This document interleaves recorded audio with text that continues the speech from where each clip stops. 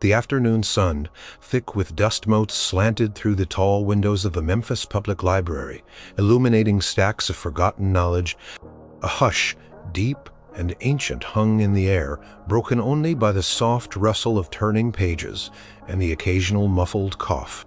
Eleanor Vance, head librarian, ran a critical eye over the main reading room. Everything was in order. The silence, her sacred preserve, was undisturbed. Eleanor was a woman built for libraries. Her hair, the color of tarnished silver, was always meticulously pinned in a severe bun. Her glasses perched on the bridge of her nose, giving her an air of quiet authority. She loved order, precision, and the profound quiet that allowed thoughts to bloom. People often found her intimidating, but Eleanor simply believed in the sanctity of a library. It was a haven. A place of peace, and noise was its natural enemy. Today, however, the silence felt different, not disturbed exactly, but subtly altered. It was as if a new frequency had entered the room, a low hum of energy that hadn't been there before. Eleanor scanned the room again, her gaze lingering on a figure tucked away in one of the far alcoves near the history section. He was a young man dressed in clothes that seemed a little too sharp, a little too tailored for a casual Tuesday afternoon at the library. Dark sunglasses obscured his eyes, even indoors, and his hair, though neatly combed, had a certain dramatic flair. He was leaning over a large leather-bound book, his posture surprisingly still for someone who radiated so much restless energy. He was different. Eleanor narrowed her eyes. She prided herself on knowing her regulars. This man was not one of them, but then he shifted. A glint of gold on his finger caught the light. He leaned back in his chair, a soft sigh escaping his lips. It wasn't a loud sigh, but in the profound silence of the library it seemed to resonate. And then he did it again. A faint, almost melodic murmur, like someone trying to recall a tune, began to drift from his alcove. It wasn't singing, not exactly, but it was dangerously close to it. Eleanor's lips thinned. This was unacceptable. This was not a concert hall, nor a private parlor. It was a place of study, of contemplation, of quiet reverence for the written word. She began to walk, her sensible shoes making no sound on the polished linoleum floor, heading directly for the history section. Each step was a quiet declaration of intent. As she approached, the low murmur grew infinitesimally louder. It was a baritone rumble, rich and warm, even at such a low volume. He seemed utterly lost in his thoughts, his dark head bent over the book. Eleanor paused a few feet from his chair, her shadow falling across his page. He looked up slowly, as if surfacing from deep water. His sunglasses remained in place, but Eleanor could feel the weight of an unseen gaze. Tilted his head slightly, a polite question in his posture. "Sir," Eleanor said, her voice a precise, clear whisper practiced over decades of library enforcement. "This is a library. We observe a strict code of quiet here." The young man didn't flinch. Instead, a slow, almost imperceptible smile touched the corner of his lips beneath the dark lenses. It was a smile that seemed to know things, to have seen places far beyond the quiet walls of this library. He straightened slowly, gracefully, like a big cat. He didn't say anything, just waited, his presence suddenly filling the small alcove. Eleanor felt a surprising jolt. He wasn't intimidated, not even slightly. Most people wilted under her stern gaze, but this man, he just was. He was an anomaly in her carefully constructed world of silence. "I must insist," Eleanor continued, her whisper firm, "that you maintain the established decorum. This is not a place for vocalizations of any kind." She gestured vaguely towards his mouth. The smile on his lips widened slightly, and she could almost imagine a flicker of amusement in the hidden eyes behind the dark glass. He seemed to take a moment, weighing his options, considering her word. Then he leaned forward slightly, his head dipping towards her, as if sharing a secret, and he whispered back. His voice, even at that whisper level, was deep, resonant, and had a strange, electrifying quality. It was a voice that vibrated through the air, even at its lowest setting, and the words he whispered, they were utterly unexpected. "Ma'am," he began, his voice a low, honeyed rumble. "If I get any quieter, The only sound you'll hear is my heart breaking from not being able to share this moment." Eleanor froze, her breath caught in her throat. The words hung in the air, between them absurd and dramatic. And utterly, completely charming. He had said it with such earnestness, such a touch of theatrical sorrow, that for a split second, Eleanor thought her usually unflappable composure might actually crack. The sheer audacity of the line delivered with that rich, soulful whisper was disarming. It wasn't a defiance, not exactly, but a playful surrender. It was the kind of thing a performer would say. A line designed to elicit a reaction to charm the birds from the trees. And Eleanor, who had always considered herself impervious to such things, felt a strange, unfamiliar flutter in her chest. She stared at him, trying to regain her composure. He was still smiling, a hint of something mischievous in the set of his jaw. The sunglasses still hid his eyes, but she had a sudden, overwhelming feeling that they were twinkling. "Sir," Eleanor managed her whisper, now sounding rather thin and reedy compared to his rich tone.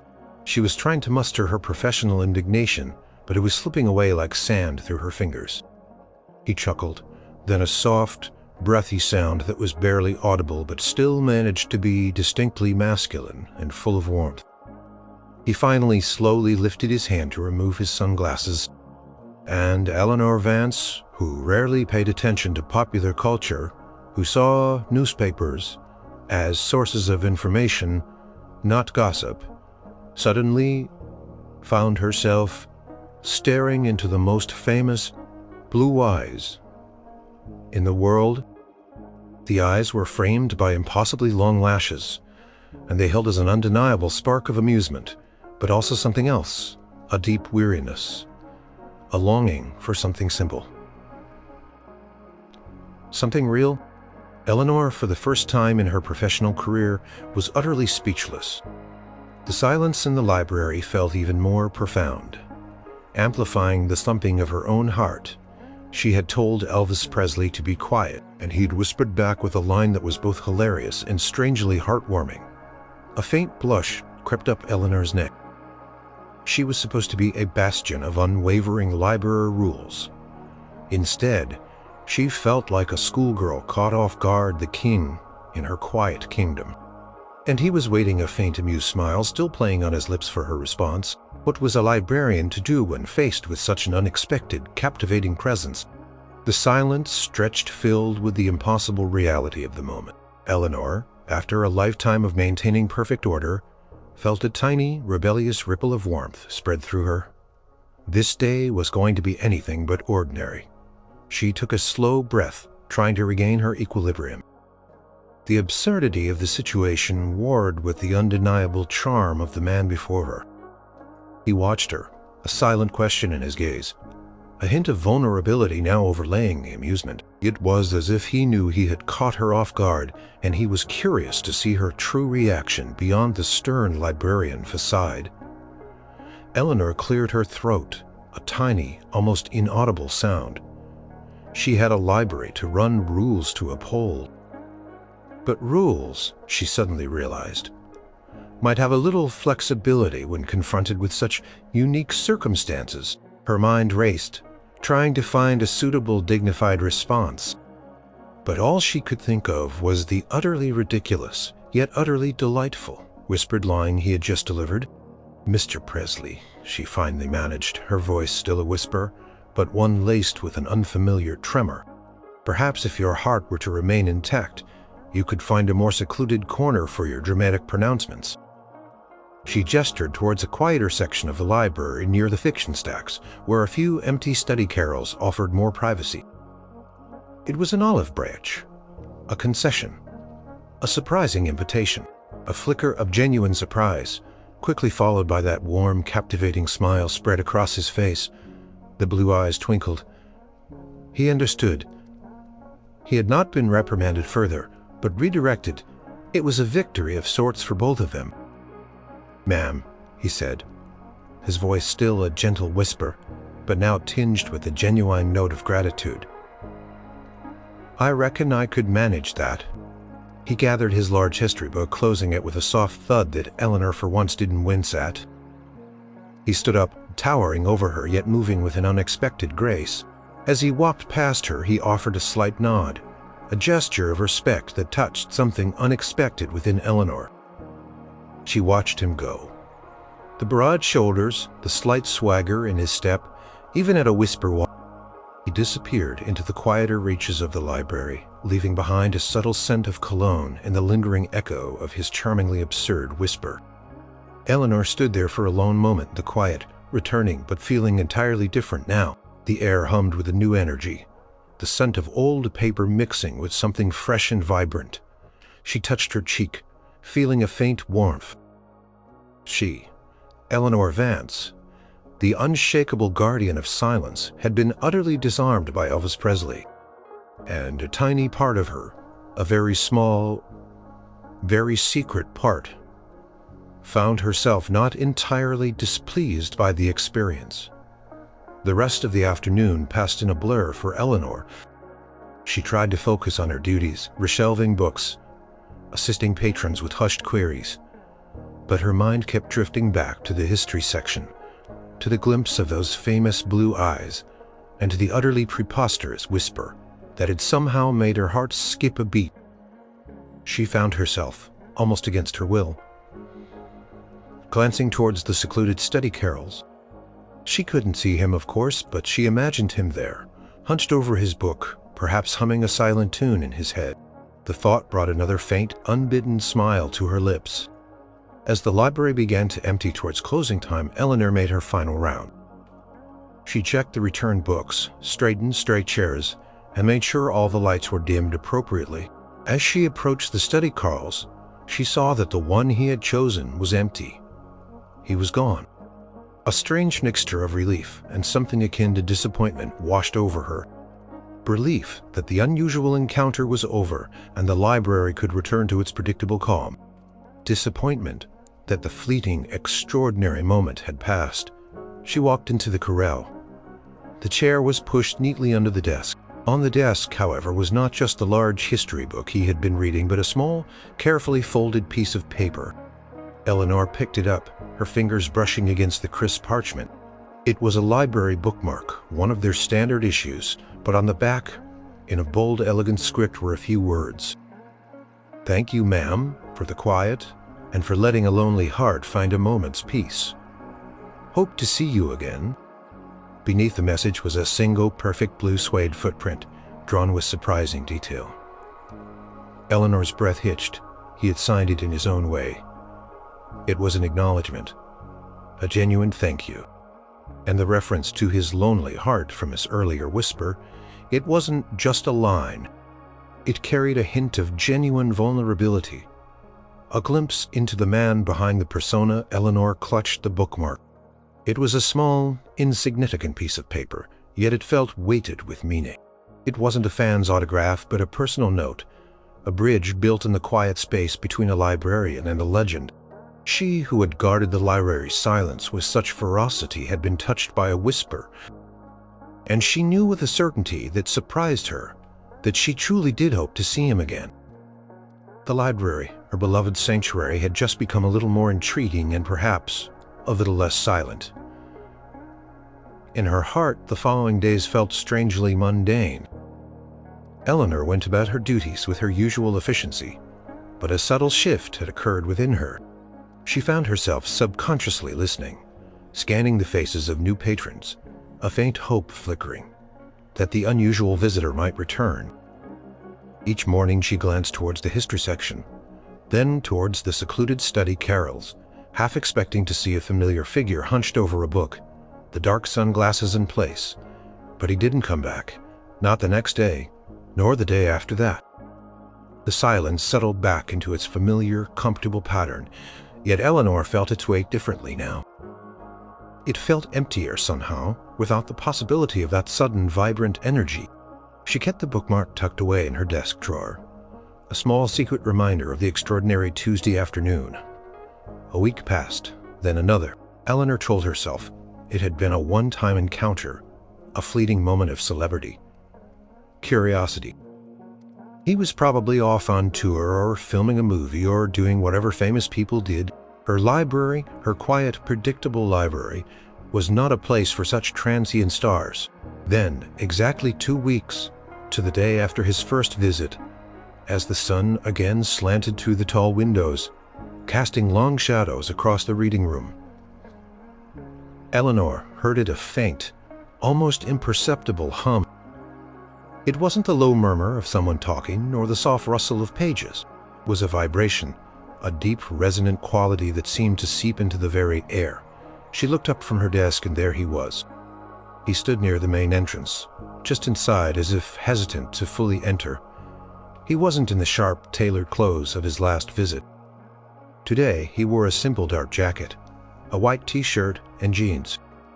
His hair was still perfectly styled, but there was a casualness about him, an almost ordinary quality that made him blend in a little more, but only a little. The aura of star power, even dimmed, was undeniable. He met her gaze from across the room. He didn't smile broadly or wave. He just offered a slight, almost imperceptible nod, a quiet acknowledgement of their shared secret. Then he turned, and with that same fluid grace, walked directly to the secluded study corral he had used before. Eleanor felt a thrill, a surprising warmth spread through her. He had remembered he had come back, and he had come back to her library, to her quiet sanctuary. For the next few hours he remained in the corral, seemingly lost in his reading. Eleanor occasionally glanced over, noticing how still he was, how absorbed he wasn't humming today, nor making any sound. He was simply present, a silent, powerful presence in her quiet domain. As the afternoon wore on, a young woman, perhaps in her late teens, approached Eleanor's desk.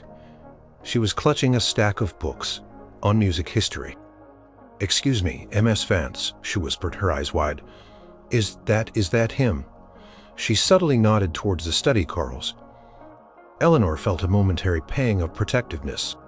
"Is who, dear?" she asked, feigning ignorance, though a slight frown touched her brow. The girl leaned in her whisper. "Urgent. Elvis Presley? I swear it's him. The hair, the way he sits. Oh my goodness, he's in the library." Her voice was barely a squeak of excitement. Eleanor placed a finger to her lips. "Young lady, this is a library, regardless of who anyone may or may not be. Quiet is paramount. If you wish to admire, please do so silently and from a distance." The girl nodded furiously, her eyes still glued to the carols, a look of awe on her face. She scurried away, presumably to inform her friends via whispered phone calls in the lobby. Eleanor sighed. So much for anonymity. A few minutes later, Elvis emerged from the corral. He walked towards the main desk, carrying a single book, a worn copy of Khalil Gibran's The Prophet. Eleanor was surprised. She had expected something more rambunctious, perhaps biographies of musicians, or something about cars, not poetry and philosophy. He placed the book gently on the counter. "Ma'am," he whispered, his voice a low rumble that sent a shiver down Eleanor's spine. "I'd like to check this out, if I may." Eleanor nodded, her hands moving expertly as she processed the book.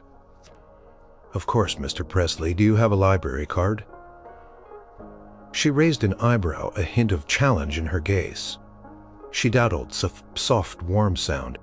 "No, ma'am, I don't. Never really had much call for one, I suppose, but I can pay a deposit or, well, whatever it takes." Eleanor paused, her finger hovering over the checkout stamp. "Library cards are free, Mr. Presley." She looked him directly in the eye. A silent test. Was he above the rules? He met her gaze, a faint smile playing on his lips. "Then I reckon I ought to get one, shouldn't I?" he whispered, a hint of genuine humility in his voice. Never too old to learn, right? Eleanor felt a warmth spread through her. He wasn't pulling rank, not even subtly. He was willing to follow the rules, to be just another patron. "Indeed, Mr. Presley," she said, pulling out a library card application. "It only takes a few minutes." He leaned against the counter, filling out the form with a surprisingly neat hand, his fingers famous for strumming guitars, moving carefully across the paper. His address was in Memphis. A local resident. When he handed it back, Eleanor processed it, then presented him with his brand new library card. It was a simple laminated card, identical to hundreds she had issued, but in Elvis Presley's hand it seemed to glow. "Thank you, ma'am," he said. Tucking the card into his wallet, he picked up the Prophet. "This means a lot." Eleanor nodded. "The library's for everyone, Mr. Presley." She hesitated, then added, "Even those whose hearts are susceptible to breaking." A ghost of a smile touched her lips. He laughed, a genuine, quiet laugh that crinkled the corners of his eyes. "Especially those, ma'am," he whispered back. He gave her a polite nod, then turned and walked out of the library, leaving Eleanor with a sense of quiet triumph. He had not just borrowed a book, he had become a patron. He had chosen her library, and Eleanor knew with a certainty that settled deep in her bones that he would be back. Her quiet sanctuary was becoming a place of quiet connections, and she found she didn't mind it one bit. In fact, she rather welcomed it. Eleanor's prediction proved true. Elvis Presley became a regular, not every day, but often enough that Eleanor started to anticipate his visits. He would arrive usually in the late afternoon, seeking the quieter hours before closing. He'd walk straight to the secluded corral, sometimes bringing his own book, sometimes perusing the shelves. He favored sections Eleanor wouldn't have guessed: philosophy, history, spiritual texts, and, surprisingly, poetry. He seemed to devour knowledge, absorbing it quietly away from the demanding glare of his public life. He never created a fuss, never drew attention beyond the initial whisperings among the younger staff members and the occasional starry-eyed teen who recognized him. Eleanor, however, treated him like any other patron. She offered no special treatment, no fawning. She maintained her professional demeanor, though a quiet warmth now simmered beneath it. When he checked out a book or asked for a recommendation, their exchanges were always in hushed tones, brief and respectful. One blustery Tuesday, Elvis arrived, looking more tired than usual. The usual sparkle in his eyes was dulled, and his shoulders seemed to carry an invisible weight. He went to his corral, but Eleanor noticed he didn't immediately open a book. He just sat staring blankly ahead, concern pricked at her. She rarely allowed personal feelings to intrude on her professional conduct, but she had grown to see him as more than just a famous face. He was a quiet, polite young man who sought refuge in her library. Later that afternoon, as the library began to empty, Eleanor found herself walking by his corral during her rounds. He was still sitting there, a copy of Walt Whitman's Leaves of Grass open on the desk. But his gaze was distant. "Mr. Presley," Eleanor whispered, her voice softer than usual. "Is everything all right?" He startled slightly, as if waking from a dream. He looked up, his blue eyes tired. "Ma'am," he murmured, a faint smile touching his lips. "Just a long week. The world outside these walls can be loud." Eleanor nodded, understanding. "It can indeed," she agreed. She thought for a moment, then sat in the chair opposite him. A bold move she rarely made. "Sometimes," she continued, her voice still a quiet murmur, "the quiet here isn't just about the absence of noise. It's about the presence of peace, a place to collect your thoughts away from the clamor." He looked at her, truly. Looked at her, and she saw a flicker of raw vulnerability in his eyes. "That's exactly it, ma'am," he whispered, his voice tinged with a weariness that tugged at her heart. "It's the only place I feel ordinary, just a man with a book." Eleanor felt a surprising empathy bloom within her. She knew, perhaps better than anyone, the peace a good book could offer, the solace of quiet contemplation. But she also understood implicitly the burden of a life lived under constant scrutiny, a life that denied the simple pleasure of being just a man. "Then you are welcome here, Mr. Presley," she said, her whisper firm and genuine. "Always. This is a place where you can be just that." He offered her a faint, grateful smile. "Thank you, Eleanor," he whispered, using her first name for the first time. It felt like a quiet revelation, a deeper connection forged in the shared quiet. Eleanor felt a blush creep up her neck at the intimacy of her name on his lips. "You are most welcome, Elvis," she replied, returning the gesture. From that day on, their exchanges became a little less formal, a little more personal, still whispered, still respectful of the library's hush, but infused with a growing warmth. He would ask her about her day or about a particular author. Eleanor, in turn, might inquire about his latest reading, or simply offer a quiet observation about the changing seasons outside.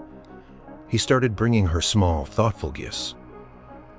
Not extravagant things, but meaningful ones. A rare first edition of a poetry book he thought she might enjoy found in an antique shop. A box of her favorite tea, which he had subtly noticed she drank during her breaks. Once a meticulously framed print of a peaceful nature scene, something he said reminded him of the calm he found in the library. Eleanor accepted them with quiet gratitude, placing them in her office, away from public view. They were private tokens of a unique, burgeoning friendship, a connection built on mutual respect and the shared love of quiet moments. One rainy afternoon, as a particularly fierce storm raged outside, rattling the windows, Elvis was at his usual corral. The library was almost empty. The few remaining patrons huddled in their chairs, seeking refuge from the downpour. Eleanor was at her desk, reviewing the monthly budget reports. When her brow furrowed, the numbers weren't good. Funding cuts from the city council were threatening to reduce staff hours, even cut back on new book acquisitions. The very heart of the library was at risk. A deep sigh escaped her lips. She hadn't realized how loud it was until she heard a low, concerned whisper from the main desk. "Eleanor, is something amiss?" Elvis stood there, his raincoat dripping onto the linoleum, his book clutched in his hand. He must have seen the distress on her face. Eleanor hesitated. She didn't like to burden others, especially a public figure who already carried so much on his shoulders. But the worry was etched too deeply. "It's the budget, Elvis," she confessed, her voice barely a whisper. "The city council is considering significant cuts. It could mean reducing our hours, letting go of some staff, even closing some branches." Her voice caught on the last word. The thought of her beloved library being diminished, its mission compromised, was unbearable. Elvis's expression sobered immediately. He stepped closer, his brow furrowed with genuine concern. "Closing branches. That's not right, Eleanor.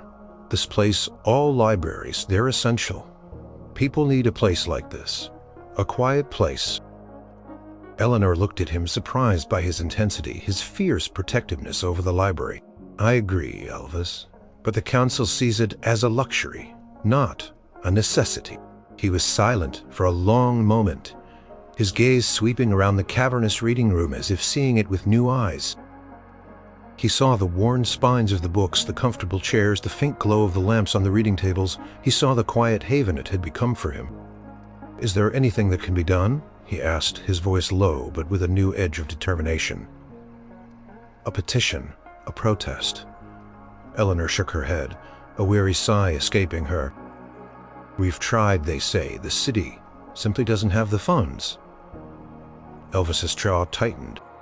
He looked at her, then back at the quiet library, and a resolve Eleanor had never seen before settled in his eyes. "Eleanor," he whispered, his voice resonating with an unfamiliar power, even at that low volume. "A place like this, a place that offers peace and knowledge, it's worth fighting for sometimes. You just gotta sing a little louder to make folks listen." Eleanor stared at him, a flicker of hope igniting within her. She knew what he was suggesting. It was audacious. It was public. And it was exactly the kind of thing that could make a difference. The king of rock and roll stepping up for her quiet library. The thought was almost overwhelming. "But Elvis," she whispered, "your privacy, your life." He shook his head, a faint, determined smile on his lips. "My life is loud, Eleanor, but sometimes even the loudest voices can speak for the quietest places. And this place has given me more quiet than I've found in years." It's time I gave some of that back. She had found a friend, a genuine ally in the most unlikely of places, and her quiet library, The sanctuary she had so fiercely protected was about to get a very loud, very public champion. The thought was daunting, but also deeply, wonderfully heartwarming. The news spread like wildfire through Memphis. Elvis Presley was going to appear at the public library, not for a concert, not for an autograph session, but to advocate for its preservation. The city buzzed with a mixture of disbelief and excitement. Eleanor braced herself. Her quiet sanctuary was about to experience a level of noise. Shooty, his word, took the lead. He didn't want a circus, he insisted. He wanted a quiet, dignified plea. But a plea from Elvis Presley was never truly quiet. Reporters, photographers, fans, and curious citizens packed the main reading room. Eleanor, looking impossibly calm amidst the chaos, directed staff and volunteers, ensuring everyone was safe and the valuable collections remained protected. The hush she so cherished was utterly obliterated, replaced by a low roar of anticipation. Then Elvis entered. He wasn't in a dazzling jumpsuit, but a sharp, understated suit, his hair perfectly coiffed. He looked every inch the star, yet there was a quiet dignity about him, an earnestness that transcended his celebrity. The crowd erupted into cheers and flashes of light. Elvis walked to a small podium Eleanor had set up near the main circulation desk. He took a deep breath, and with a familiar, almost magical command, the noise in the room began to subside. He didn't shout, he didn't belt out a song. He began to speak, his voice amplified just enough to fill the vast room. Carrying a warmth and sincerity that reached every corner, a ripple of confusion went through the crowd. Then silence. Elvis Presley talking about quiet. This library, he continued, gesturing around the packed room. This place right here has given me something I ain't found anywhere else in a long, long time. It's given me peace. It's given me a chance to just be a man with a book, away from all the noise, all the demands. He looked directly at Eleanor, who stood discreetly by her desk, her hands clasped. He gave her a small private nod, a silent acknowledgement of their shared secret. This library, and every library like it, is a sanctuary, he explained, his voice gaining conviction. It's a place where every person, rich or poor, famous or unknown, can find knowledge, can find comfort, can find a moment of quiet reflection. It's where dreams are born from words on a page, and where tired souls can find rest. He spoke passionately, not like a performer, but like someone who genuinely believed in the cause. He talked about the importance of literacy, of access to information, of the quiet strength that libraries offered. He spoke about how the library had allowed him to learn, to grow, to explore worlds beyond the stage light. Then he looked at the city council representatives seated stiffly in the front row. Cutting funds from places like this ain't just cutting a budget, he stated, his voice firm but not angry. It's cutting off hope. It's taking away a place where people can truly be free, free to learn, free to dream. It's taking away the quiet that lets a man's heart mend. He finished his speech with a direct appeal to the council, offering not just his voice, but a significant personal donation to kickstart a community fund. Let's show him, he said, his voice rising slightly, that Memphis values its quiet places, that we value the minds and hearts that grow here. The room erupted in applause, a thunderous wave of sound that seemed to shake the very foundations of the building. People cheered, chanted, and vowed to join the fight. The council members, initially stony-faced, looked distinctly uncomfortable under the weight of public opinion. Swayed by the passion of the king, Eleanor watched a profound sense of awe washing over her. This wasn't the mischievous young man who had whispered jokes. This was Elvis Presley, using his immense power for good, for the sake of her quiet kingdom. He had kept his word, and he had indeed sung louder for the quiet place. Over the next few weeks, the momentum Elvis had created was unstoppable. Local newspapers ran stories about his heartfelt plea. Radio stations played excerpts of his speech. Donations poured in. not just from his fans, but from ordinary citizens who had been moved by his words. The city council, facing overwhelming public pressure and the unexpected generosity of their most famous resident, backtracked on their proposed cuts. The library was saved, and not just saved, but invigorated. Community, re-energized by the fight, rallied around it. New programs were launched, more books were acquired, and the spirit of the library soared. Eleanor, though exhausted, felt a quiet triumph. Her library, her cherished sanctuary, was stronger than ever, and it was all thanks to a certain whispered response that had started it all. A few days after the council's reversal, Eleanor was alone in the library after hours tidying up, savoring the renewed quiet. The main doors opened and Elvis stepped inside. The building was empty, the lights dimmed. "Eleanor," he called softly, his voice echoing in the empty space. "In my office, Elvis," she replied, a smile already on her face. He walked in, looking relaxed and content. "It worked," he whispered, a triumphant grin on his face. "The library's safe." "Thanks to you, Elvis," Eleanor said, her voice thick with emotion. "You saved us." He shrugged, a modest gesture. "Just spoke my mind, ma'am, and my heart." He looked around the quiet office, at the books on the shelves, the framed nature print he had given her. It was worth it, every bit of it. He lingered for a moment, then looked at her, his blue eyes warm with gratitude, a most unexpected and most cherished friend. He nodded, a profound understanding passing between them. Then he turned to leave, pausing at the door. "Well," he whispered, a mischievous glint in his eye, "I suppose I ought to get back to my own loud life. But I'll be back for more quiet. You can count on that." Eleanor smiled. "The doors are always open, Elvis." He winked a playful gesture, and then he was gone, leaving Eleanor alone in her beloved, now saved library. The silence settled back in a comforting embrace, but it was no longer just the silence of a library. It was the silence of a bond, forged, a friendship, cemented, a quiet place protected by the unexpected power of a whispered word. The Memphis Public Library thrived. New patrons flocked to its doors, inspired by the story of its salvation. Elvis Presley, true to his word, continued his quiet visits. He never made a grand entrance, never sought attention. He would simply appear, slip into his preferred carrel, and lose himself in the pages of a book. Eleanor and Elvis's friendship deepened, a unique and cherished bond forged in whispers and shared understanding. They rarely spoke of his fame or the pressures he faced. Instead, their conversations revolved around books, ideas, and the quiet rhythm of the library. He would tell her about a particularly profound passage he'd read, or she would recommend a new author she thought he might enjoy.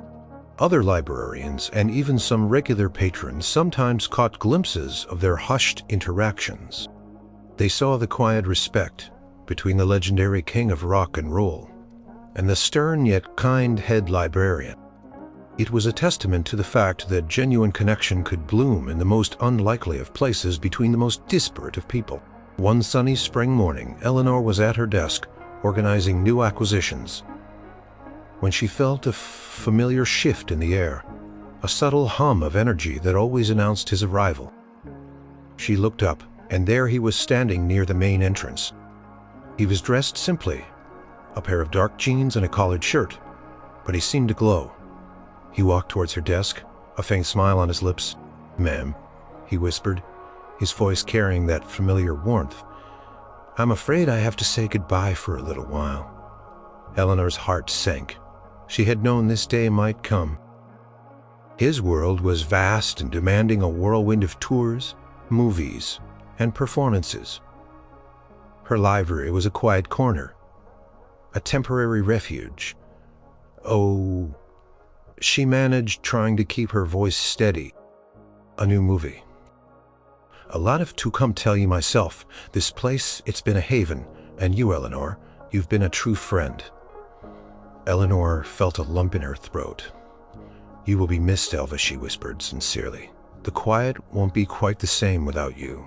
He chuckled softly. "Don't you worry, ma'am. My heart won't break for too long. I'll be back, you know. I still got a lot of books to read." He gave her a playful wink. "And I reckon I need a place to practice my quietest whispers." Eleanor laughed, a genuine, warm sound that rarely escaped her in the library. "You do that, Elvis. We'll be here waiting." He reached across the desk, and for a brief moment his hand covered hers. His touch was warm, comforting. "Keep the quiet safe, Eleanor," he whispered. "It's precious." She nodded, her eyes misting slightly. "I will, Elvis. Always." He gave her one last lingering look, a deep appreciation in his blue eyes. Then he turned and walked out of the library, leaving behind the faint scent of his cologne and the echo of his voice. Eleanor watched him go, a profound sense of loss but also immense gratitude filling her. He was a global phenomenon, a legend, but to her he was simply Elvis, the quiet patron, the unlikely friend who found solace in her library, and who had whispered a hilarious, heartwarming line that changed everything. Weeks turned into months. The news was filled with stories of his triumphs, his new records, his sold-out concerts. Eleanor followed his career from afar, a secret pride in her heart. She knew a side of him the world rarely saw, the contemplative, gentle man who craved quiet and peace. The library continued to thrive. Its status as a beloved community hub was cemented. And though Elvis didn't return for a long time, his presence lingered. The Elvis Presley study corral became a quiet legend, though Eleanor never officially named it so. Patrons would sit there imagining the king quietly reading, finding solace within the same walls. One day, many years later, Eleanor, now retired but still a frequent visitor to the library she loved, was sitting in the main reading room.